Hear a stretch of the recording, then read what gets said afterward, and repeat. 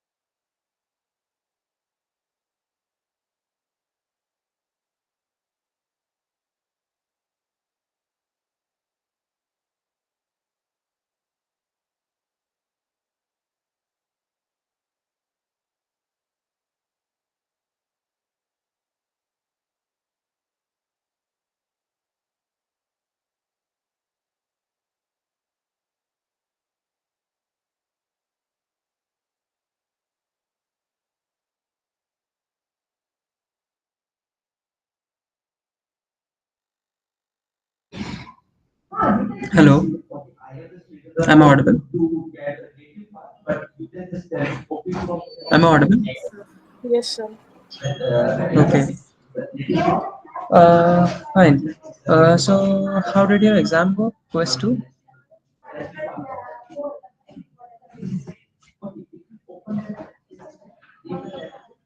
Hello. Okay, can you let me know how much background noise are you noticing in my background? Yes, sir. Is it too much? Yes, sir. Okay.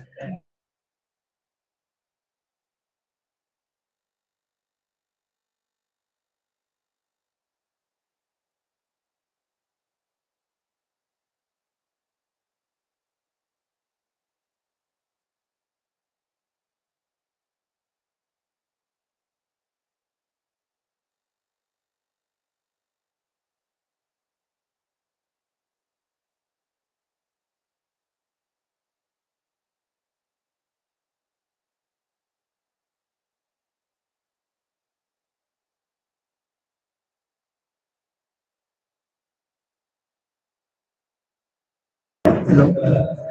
Hello? Okay, am I audible? Hello? Yes, sir. Okay, so how did your exam go? Quiz 2? How was it?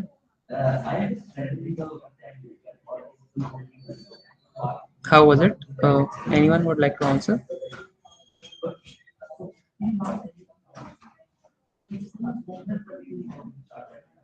Hello? Am I audible or not?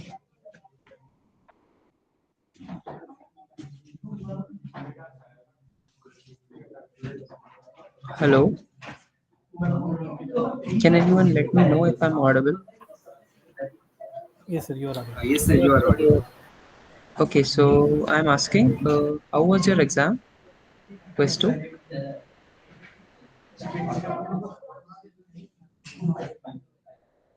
Good, better than last time. Okay. What about rest of you? Anyone else would like to answer? Sir, quiz 2 paper is better than quiz 1. Yeah, I Okay. also, for me also, it was like that. It was easier than quiz one for me. Okay, good. What about rest of you?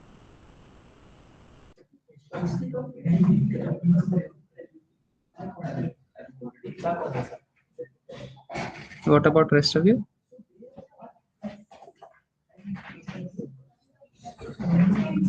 Okay, fine. Okay, so let's discuss quiz 2 then. Okay, quiz 2 paper. So, yeah, let me share my screen. Sir, Yeah, what will be the syllabus for what will be the syllabus for? in term? Oh, end term it will be entire syllabus like 1 to 12, but more weightage will be given from 8 to 12 week. Okay, sir. Like Yeah. 50 or like 75-25? See, most of the times weightage is bit more biased toward 8 to 12 week. Okay, Okay, sir. so yeah. Okay, sir.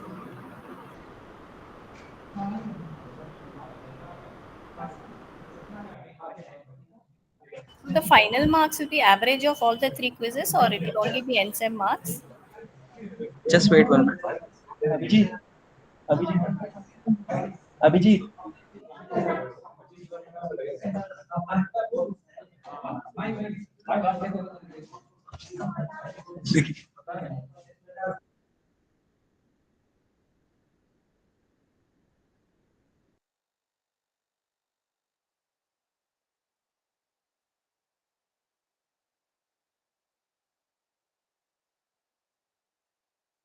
Is my screen now visible to all of you?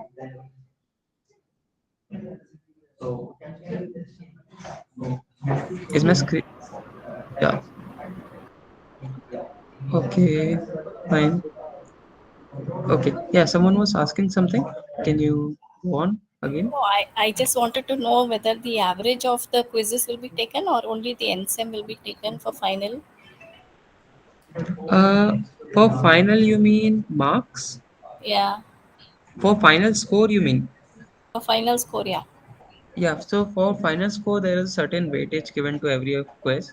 That is, I think, point 2 for quiz 1, then point 4 for quiz 2. I'm not sure you can refer to the grading book, but Okay. there is Sir, certain maximum weightage or given to each of the quiz.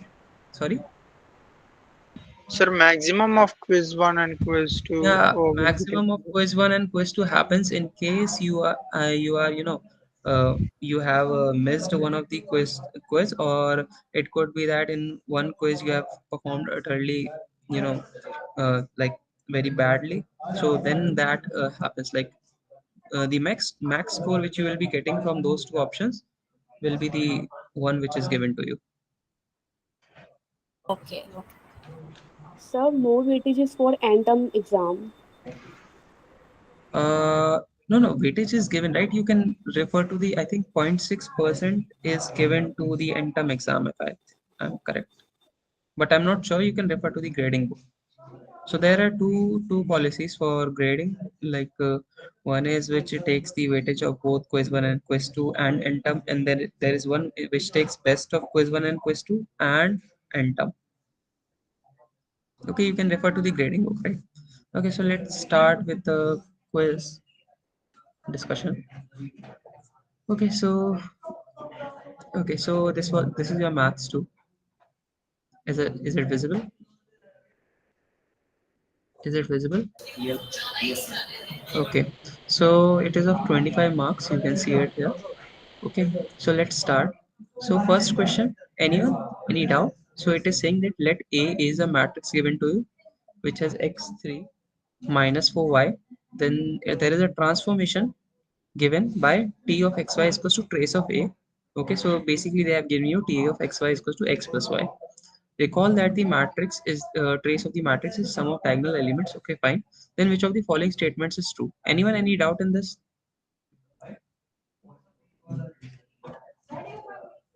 Anyone, any doubt? So see, they have given you t of xy. T of xy is equals to trace of a. Trace of a is x plus y. You know that it is the sum of diagonal elements in the principal diagonal. Then this is your trace. Now you know how to find it. You need to find the corresponding matrix to this linear transformation. So you have t of 1 0 is equals to 1. Then t of 0 1 is equals to 1. I have taken 1 as the basis for R. That is your codomain. Then you this is the corresponding matrix. Rank, you can see it as 1. It is an onto because it is equal to the dimension of the codomain, so it is 1. So it is onto, but nullity is also 1, as rank plus nullity is 2. But yeah, is 2 and nullity is equal to 1, which is not equals to 0, so it is not 1 1. Is this clear? Is this clear? Yes, sir. So t is surjective, that is onto, but not injective. Now second question, anyone, any doubt? Second question, anyone, any doubt? Okay, again. So see, they have given you P, they have given you Q. Now, determinant of P, first of all, you can see that it is 1, and determinant of Q is also 1.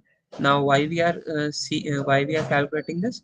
Just because we can perform this step, that is P inverse. So if P is invertible, then only we can multiply with P inverse, because otherwise P inverse won't exist. So they have given you this, B is equals to PAQ. So what I did, I know that for similarity of two matrices A and B, there should exist an invertible matrix such that B is equals to P inverse AB, right? So now B is equals to PAQ. So I am multiplying with P inverse from the left on both sides of the LHS as well as RHS. Then this will happen. Then P inverse B is equals to AQ. Fine. Then then I am multiplying it with Q inverse from the right side on both RHS and LHS. So I will get P inverse B, Q inverse is equals to A. Okay, so this we have got. Now this is fine. Q inverse. Now I have calculated Q inverse. We can see that Q inverse on calculation gives me this matrix, which is actually, if you see, it is equal to P. So I can replace Q inverse with P. So I have expressed B A as A and B as A is equals to P inverse A, P inverse BB. So there exists an invertible matrix such that A is equals to P inverse BB. So A and B are similar. Is this clear? Is this clear? Any doubt? Yes, Anyone? sir. Okay. Now, anyone, any doubt in this question? Which of the following vector spaces is R isomorphic to R2? Okay, so they have given you a hint. Two vector spaces are isomorphic if we can define an isomorphism from one to other. So first of all, for an isomorphism to be defined, the domain and codomain need to have the same dimension. If they do not have a same dimension to begin with, then you cannot define an isomorphism. Is this clear? So basically, you have to see which vector spaces among these five vector spaces are of dimension 2. Okay, then there is a possibility we can define my isomorphic transformations. Okay, so you can see that this is a plane which is a two-dimensional plane in R3. So this is a two-dimensional subspace V1. So this is a possible candidate. Okay, so that's why this is right. Then v2, you can see that these three vectors are independent of each other. So this v2 is actually a three-dimensional vector space. So v2 is not a possible candidate for an isomorphism to be defined in that. So v2 is wrong. Then v3c. Now a b c d, you know what is the step to do here. You will say you will equate a is equals to minus b and c is equals to minus d. Then you will replace it here. So you will get a minus a, then c and minus c. So this will be a two-dimensional vector space, right? Is this clear? Are anyone any doubt in this? Do you need me to write this? Do you need me to write this vector space, or you can do it yourself? So this is a two-dimensional vector space of matrices. Yes or no? Am I audible? Yes. Okay, so V3 is also a possible candidate. Now V4. For V4, to check, see V4 is basically the null space of this matrix. So if this null space comes to be of nullity 2, okay, nullity 2, because see your codomain is R2. So this null space needs to be of nullity 2. Okay, so apparently it is not of 2. Okay, so this is not a possible candidate. Okay, so do you want me to do this? Then V5 is column space of the matrix. So V5 is column space. So basically, see these two these you have to first check whether these two columns are independent or not.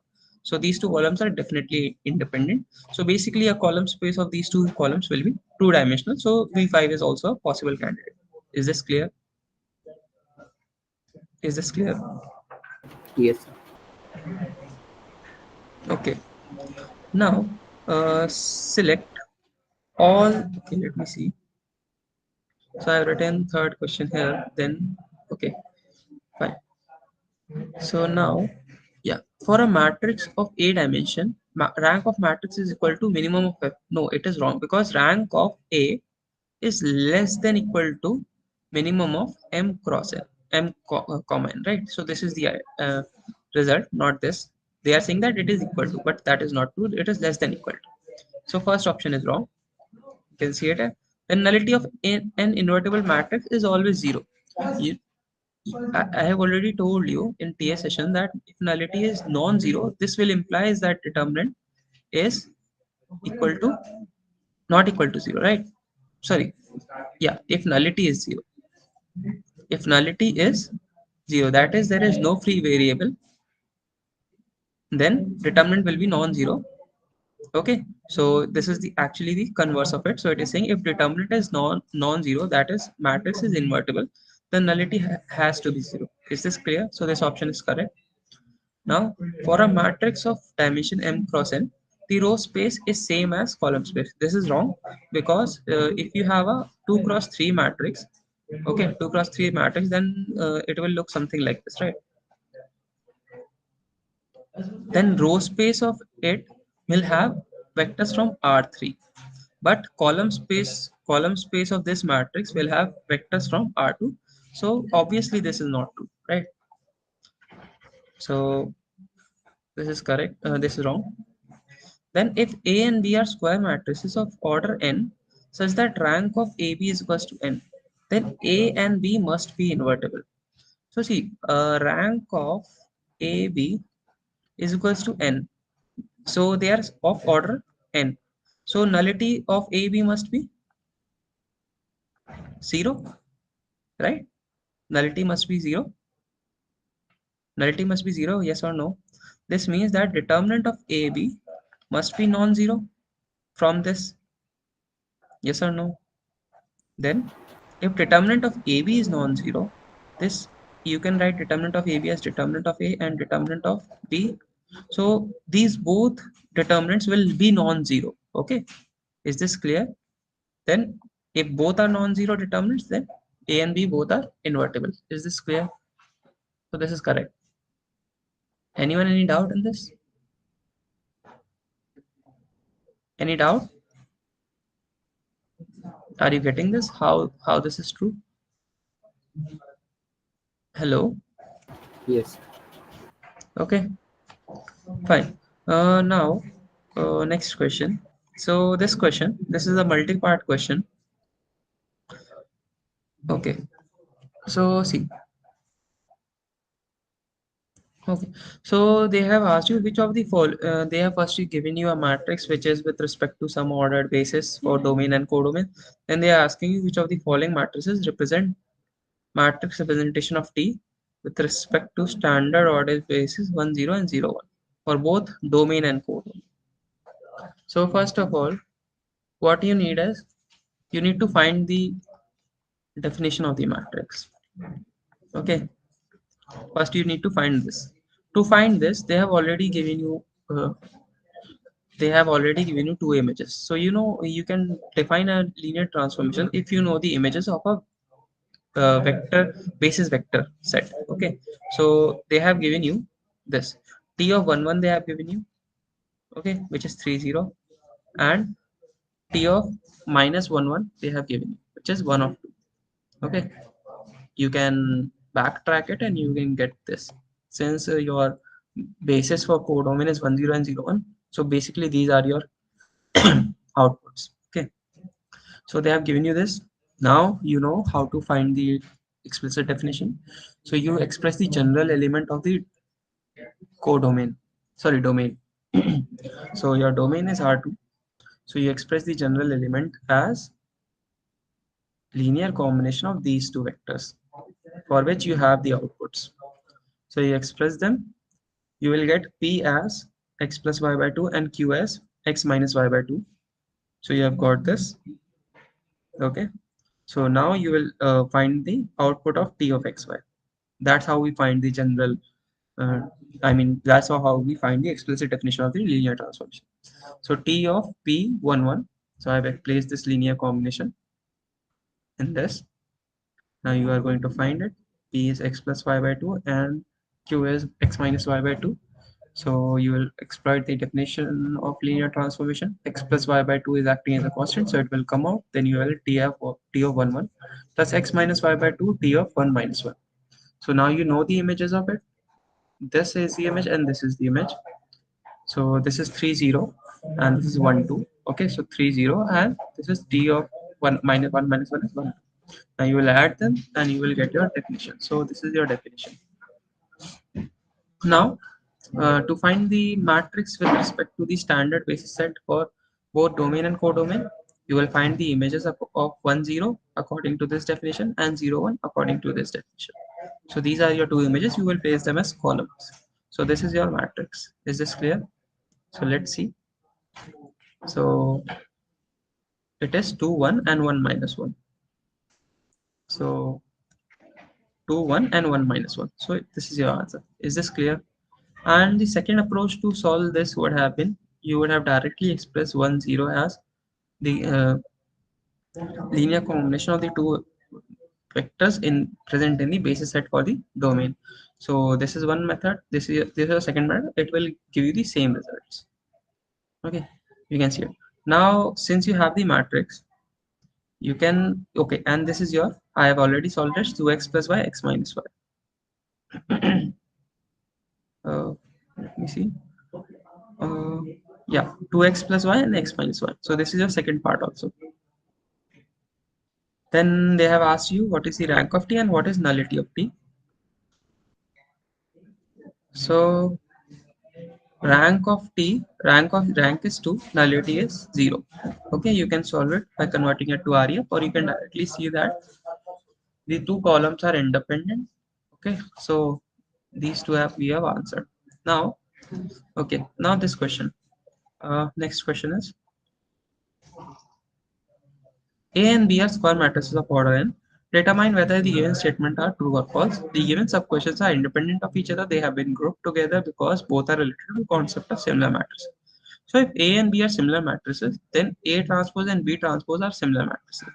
So see, they have given you A and B are similar. This implies that there exists an invertible matrix P such that A is equal to P inverse B. Okay, this has been given to you. Now, whenever these types of questions are given, you have to just manipulate LHS and RHS. So what I have done is I've taken transpose on both sides. Are you sharing something? Yeah, sorry. Are you sharing something? Is it not visible? It's No. visible, sir. Yeah, okay. Is it visible? It is visible for others, right? Yes, sir. Is it? Yeah, okay, fine. Okay, so you can rejoin for whoever was not able to see my screen. So you can rejoin the email. Okay, so whenever these types of questions are given, you just have to manipulate the LHS analysis. So just take transpose on both sides. So you will get A transpose. Okay, sorry. Uh, so you will get A transpose, P transpose, B transpose, B inverse transpose. So this will give you A transpose equals to P transpose, B transpose, and P inverse transpose. So you can write it as A transpose equals to P transpose. Then you know that P inverse transpose equals to P transpose inverse. Okay. Now what you can do? You can multiply with P transpose of inverse on LHS. You will get P transpose inverse P transpose BT B transpose P transpose inverse. So this will give you identity matrix. Okay, so I'm just removing this directly.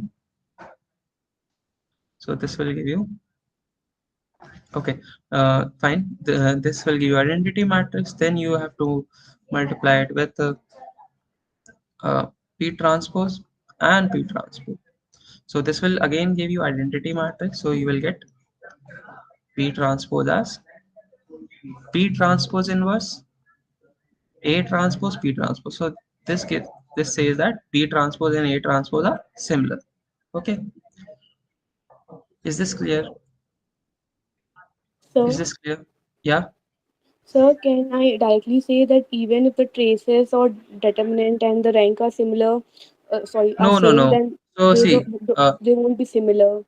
no, no, no. So see, if A and B are similar, then this implies. So this is a single implication, which is a one direction implication. So if A and B are similar, then you can say that A and B will have same trace, same rank, and same determinant. But if Yes, these three, if A and B have same determinant, then this is a single one-sided implication. So you cannot say A and B are similar. Okay, yes, sir. because you know that two matrices on being equivalent have same rank, but two matrices being equivalent does not tell you that they are similar. Okay, so this is a single side implication. If it was written like this, then you would have said that since they have the same determinant, same trace, and same rank, you can say that A and B are similar. So okay, so converse is not true. So this is a single sided implication. That is, if A and B are similar, then A and B will definitely have the same rank. If A and B are similar, then A and B definitely will have the same trace. If A and B are similar, then A and B will definitely have the same determinant. Okay. But if they have the same determinant, then you cannot say the converse thing is true. That is A and B are similar. Okay. So always remember that this is a implication, not double implication. Is this clear? Sir, Yeah. apart from the determinant rank and trace, if the eigenvalues are also true, then the um, double implication is possible. See, when eigenvalues are what? Sorry. When a trace, See, determinant, and rank are also equal, then double no, implication no, is possible. no. That is not the case. So see, the definition of similarity says that you need to find a invertible matrix P such that you can express B as P inverse AP. Okay, this is the definition. You need to be able to find such a matrix. Okay, is this clear? Now, okay, so fine. If A and B have same rank, then they are similar. So this is wrong. Okay, you know why? Because the converse is true. That is, if they are similar, then they will have the same rank. But the opposite is not true. Is this clear? Is this clear? Clear? Okay. So now, next question. Now you basic see first of all, always W is span of 110 and -10. So this need not be an orthogonal set. Okay, so you have to check, because otherwise if this was not an orthogonal set, then you first would have to create an orthogonal set, and then you would have to find the projection. Okay, is this clear? Luckily here it is an orthogonal basis. Are you getting this? If this was not an orthogonal basis and you would have directly projected it, you would have got wrong answer. Are you getting this? Yes, sir. Okay, so luckily, if someone didn't check at that point of time and just directly calculated the projection, he would have got the correct answer, and he got the correct answer. But if it was not an orthogonal basis, okay, if this was some other basis set, then on projecting this, you would have got a wrong answer. Okay, so luckily here you have your you have this as an orthogonal basis.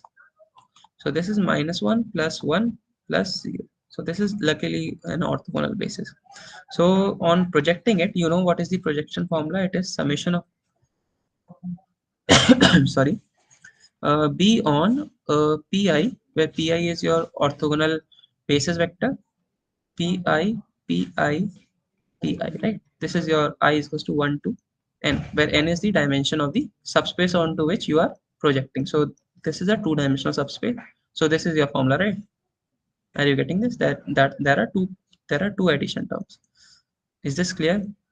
So you would got this. You will get this. Anyone any doubt in this? So, Right. can you repeat why we cannot directly apply this formula, like projection one? So see, for projection you need to have an orthogonal basis. You need to have an orthogonal basis. But and okay, so if it is an orthogonal basis, then you will use them for this formula. Otherwise, you will get wrong answer, because see, uh, yeah. So you need to have it. You can try it on some examples also.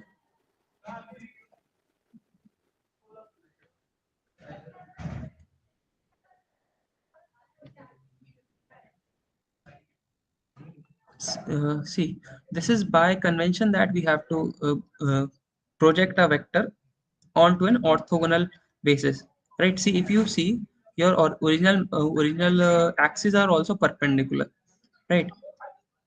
But if you are using some other then you will get wrong answer. You can check it. Okay. Sir, so But yeah, if they were yeah, not yeah. orthogonal, then how we will proceed that question? So you will first of all convert this. You know that you can convert any basis set to an orthogonal basis. Do you remember this from Uh, Gram-Schmidt process? okay, orthonormal one. Yeah, you can create an orthogonal basis or orthonormal basis from Gram-Schmidt process if you remember it. Yes, sir. Okay, then you would have converted it to an orthogonal basis. Hmm. Yes, sir. Okay, then you would have projected this vector. Is this clear? Yes, sir. And sir, that process, the gram one, will give us Yeah, the orthonormal basis, and but we can use it now for orthogonal one. yeah. It's just that the minimum requirement is orthogonal. Okay, so if it is orthonormal, then it is a good thing, because then your formula would become easy, right? This part you wouldn't have to calculate this term. You know this would be equal to 1, Yes, sir. right? Hmm. Okay, so luckily here it is the case that this is an orthogonal basis. So on directly calculating it, you will get the answer. So 1, 2, 0. So A is 1, B is 2, and C is 0. So let's see, A is 1, B is 2, and C is 0. Is this clear? Now see, now this question, if if dimension of W is P, and this is what is this called? W. This is called W perp. Do you remember this? This is called W perp, right? Yes, So sir. W perp is the null space corresponding to the projection matrix, or you can say it is the null space. That is, the vectors present in this W perp are perpendicular to the all the vectors present in W. Okay, so basically it is saying if the dimension of W is P and that of perp is Q. So basically Q is the dimension of the null space of the projection matrix corresponding to this subspace. Okay, so you know that what is the dimension of W? It is 2 because you can see it, it is 2, right? There are two basis vector. Yes or no? It is span of two basis vectors. So dimension of W is P, which is equal to 2. Then W perp is the null space corresponding to PW, which is your projection matrix. And you know, uh, the range of projection matrix is the W itself. So nullity of it is, you know that, see,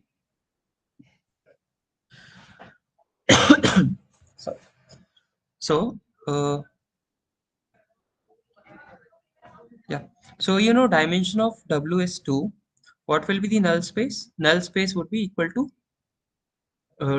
dimension of null space would be 1. So Q would be equal to 1. So they have asked you P square plus Q square. So 2 square plus 1 square. Is this clear? Is this clear? Yes, sir. Okay. Okay, now, fine. So this is 5, fine. Then this question. The columns of A are defined below are orthonormal. So any doubt in this question? Anyone?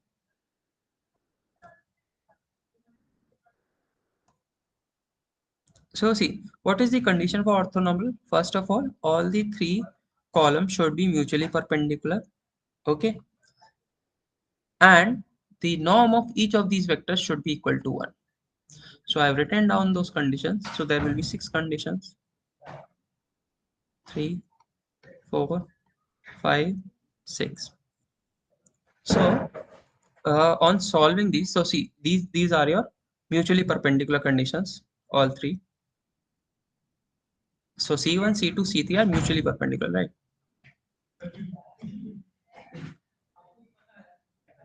So these are your mutually perpendicular condition, and these are your norms being equal to 1. Anyone, any doubt in this?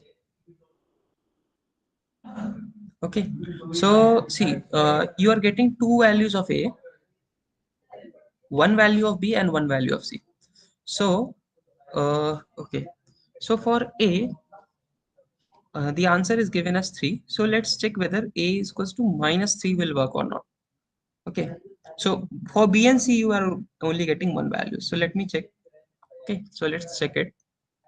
So A is 1, 2, 2. So we are taking value of A as minus 3. Okay, so 1, 2, 2. Let's check it. So minus 1 because A is your minus 3. So minus 1, 2 minus 2 divided by 3. Are you able to see this? Minus 2 by 3, then 2 by 3, 1 by 3.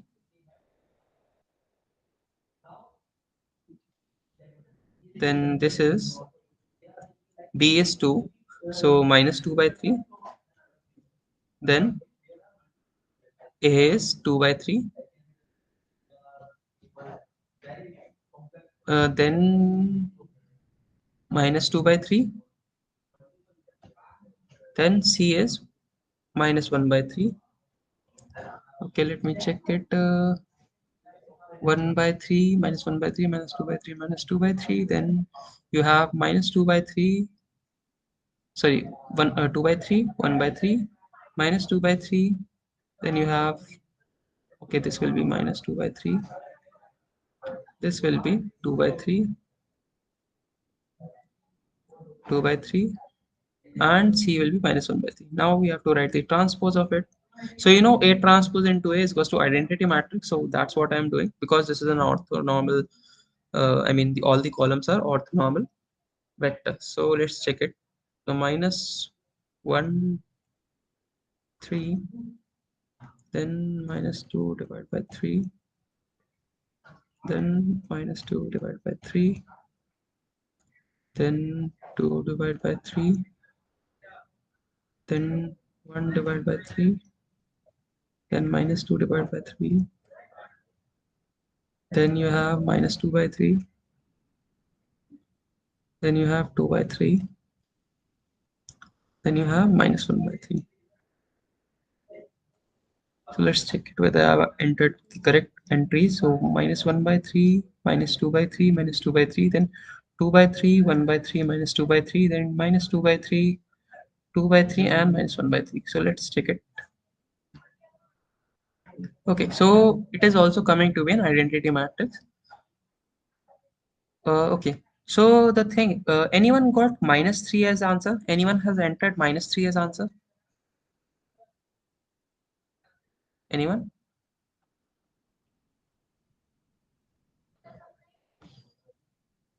Hello? Hello? Am I audible or not? Hello? Yes, sir.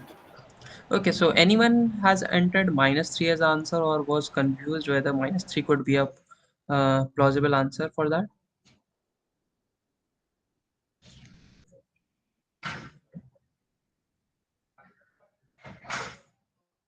Anyone?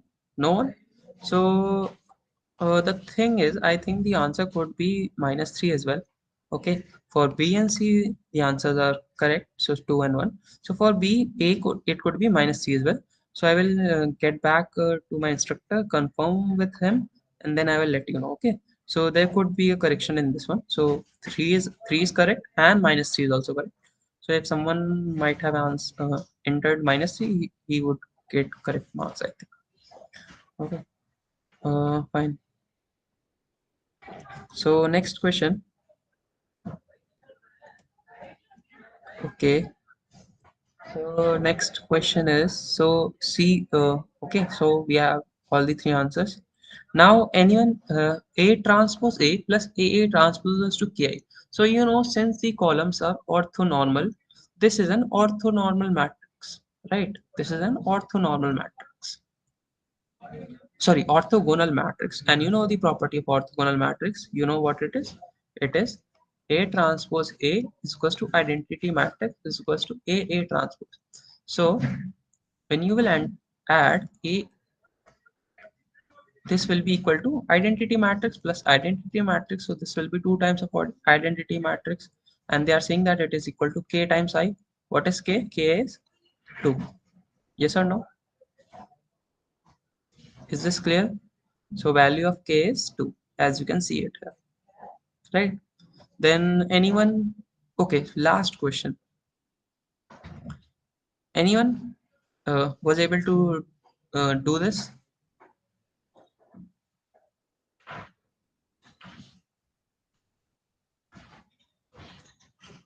So let's do the last question. Okay. Am I audible or not? Yes, sir, you are right. Okay. Sir, please explain the last question. Yeah, yeah. Okay. So let S be the set of all solutions to the system. So and then they are asking, what is S? Okay. So all these options are there. What is S? They are asking. Okay. So we will see that. Uh, okay. Okay. So is my background noise too much? No, sir, it's fine. So they are saying that S is solution set to AX is equals to B. Okay. So S is not the null space because B is not the zero vector. Okay. So one thing is that. Okay. So we are not sure whether S would be a sorry, S would be a vector space or it would be an affine subset. So we are not sure. We will see it. What is it? Okay. So now let's see. So what we can do is, we know to solve a system 1 0 0 0 1 0, we have to write the augmented matrix such that 1 1 0. Now we will start solving it by converting it. As you can see, it is already solved. right? 1 0 0 minus 1 1 0 1 0 1 0 0 0 0. So first of all, this is not an inconsistent system because the case of condition for inconsistency does not arise here. Fine. Now your x3 is free variable. So what you will do, you will rewrite the system. So x1 minus x3 is equals to 1, then x2 is equals to 1, then x3 is equals to t because it is a free variable. So x1 you will write in terms of x3, it will be 1 plus x3, which is 1 plus t. x3 is t, x2 is 1. So solution set is this, which is x1, x2, x3. So 1 plus t, 1 plus t, then 1, then t, such that t belongs to real number, right? So this is your solution set. Now you will write the general element. Okay, so first of all, as soon as you see this 1, you are sure that this is not a vector space. So again, to for completion sake, let's do it. Sorry. So this would be 1, then 0 1 plus 1, then 1 and 0. So this part represents your null space and this part represents your vector instance, which is a solution. Okay, so you know that whenever your solution set is of this form, that is null space plus vector instance. So this is nothing but the definition of affine subspace, if you remember, where U is your null space. So any solution set to a system of AX is equals to B can be represented like this. So when there is a unique solution, this null space is the zero null space, but here you can see that null space is not zero null space. Okay, so this is an affine subspace. Is this clear? So whenever you have this vector, constant vector, you know that it is an affine subspace. Is this clear? So see, S is an affine subspace of R3. Now you know affine subspaces are also lines. So you can see very well see that this is a line. Okay, so you can see that this is a line. Okay, because your this is a one-dimensional subspace, null space, and you have translate of it. So this is a line in R3. So is this clear? So first option is wrong because this is not a vector space. Second option is correct because this is an affine subspace of R3. Now S is a line in R3. That is also true. Okay. Now last question. You can see that it is represented this. So now see, you know that for an affine subspace L, this part is not unique, and this vector subspace is unique, which is a null space in this case. So 110 is possible instance. So let's check it. So see, 110 first option plus span of 101. Okay, so span of 101. So span of 101, this is your span, this is your null space, and 110. So for this option is correct. Now you have to check whether this vector is also an instance of it. So what you have to do, you have to place it in AX is equals to B. So just place it here. That is, what is your matrix? 1 1.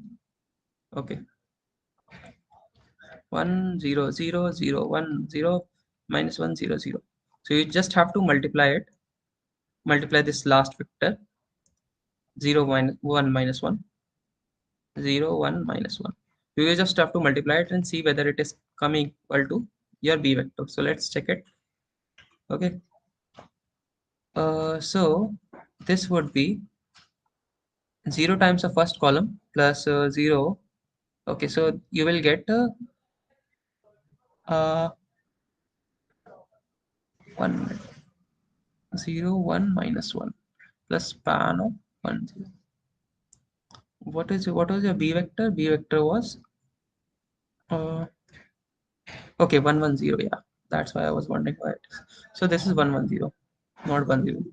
So let's check whether this is coming to be 0. So 0 times of column 1 plus 1 times of column 2. So 0 1 0 plus minus 1 times of column 3. So this is indeed coming to be 110. Is this clear? So this is you can change this vector and write it like this also. Okay, because your v is not unique. So this is also a possible instance, which is your uh, 0 minus 1, 0 1 minus 1. Okay, so you can replace this vector with 0 1 minus 1. Is this clear? Is this clear? Yes, sir. Okay, so last option is also correct. Anyone, any doubt? So this was actually easy. Okay, Sir, how did you find the value of k? how did you find the value of K. The second last question. see, you know that for since the okay, you can mute yourself. I will tell you the answer. So see, you know that when your columns are orthonormal and they are placed in a matrix, then this matrix is an orthogonal matrix, and property of orthogonal matrix is this: A transpose is equals to identity matrix and A transpose. So they have given you A transpose A plus A transpose. Now you know that A is an orthogonal matrix, so this value will be equal to identity matrix. This value will be equal to identity matrix. So two times of identity matrix, right? Identity matrix plus identity matrix will be equal to two times of identity matrix. So this is equals to k times I. So k will be 2. Is this clear?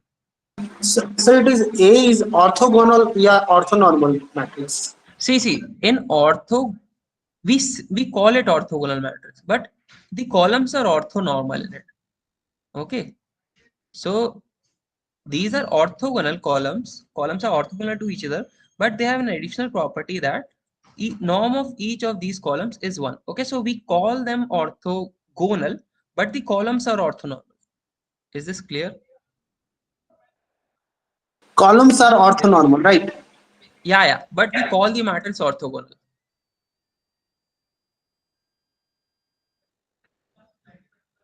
Okay, it is that the columns are orthonormal.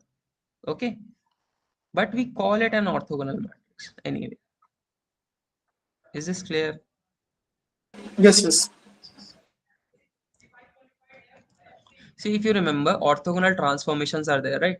If you multiply a if you multiply a vector into that, you will the length of the original vector remains unchanged. That is only because these columns are orthonormal. Otherwise, this will be a scaled version if they were orthogonal and not orthonormal. Okay. If you remember this, orthogonal transformations are those for which the length is preserved for the vector, which is transformed, right? If they were orthogonal, then it would have been a scalar multiple of it. But you know that property, if you remember that property, so that is due to the fact that they are orthonormal. Are you getting this? Yes. Thank you, sir. So they are ortho normal, but we call the matrix as orthogonal. Okay, fine. So we have covered everything. So any doubt in any question? Sir, can you explain the last second question? Last second question. This one. Yes, sir. So see, uh, see, I have I this was the solution set, right? Okay, I have written the solution set. So now this is my solution set. Now I'm expressing the solution set general element as summation of vectors. You can always do this to separate the null space and if any vector is there. So what I did was t. First of all, I will forget about the constants. Okay, if there are constants without any coefficient in front of them, I will forget about them. So there is a t here, so I have written 1. There is a constant here, again I will forget about them, so I will write 0 because there is no t here. Then this is t, so I will write 1 plus, then I will account for the constant. So there was a constant here, there was a constant here, so 1 1 0. Okay, so this part which has a coefficient in front of it, t. Okay, so if there was, okay, so this is your null space and this constant vector is your vector instance. So whenever you see a vector instance without any coefficient in front of it, it means that your solution set is not a vector space. Is this clear? So, but it is an affine subspace. So see, this is a linear translate of this null space. Are you getting this? Yes, sir.